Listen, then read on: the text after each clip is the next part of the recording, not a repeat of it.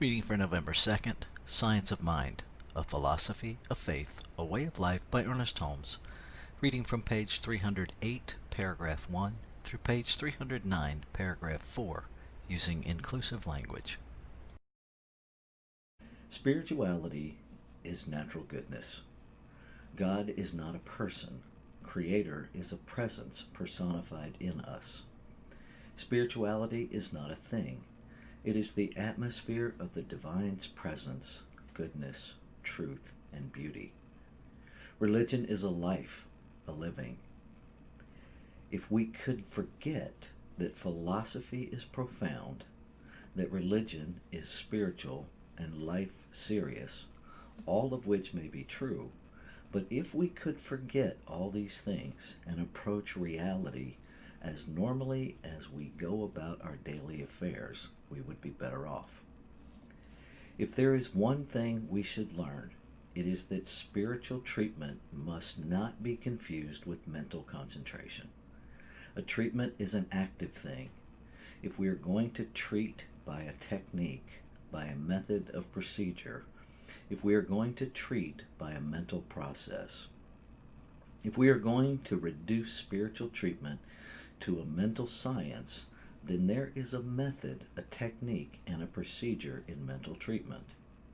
There is a certain mental attention we should have in giving a treatment, but this is different from the popular idea of mental concentration, as though we must hold the mind to one thought for a certain period of time.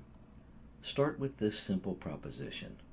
The nature of absolute reality, of humans, and of being is perfect, harmonious, whole. Perfect source, perfect human, and perfect being. And in treatment, conform your thought to this idea. Then let the treatment be a moving thing, a series of thoughts or statements, followed by realization. Gradually a conviction dawns that Creator is all there is. And as this conviction grows, the work is done more easily. And with a greater degree of acceptance, a growing spiritual atmosphere comes into it. When the truth takes hold of our consciousness, and we contact what appears to be imperfect human, imperfect God, and imperfect being, we shall better know that the manifestation of imperfection has no right to exist.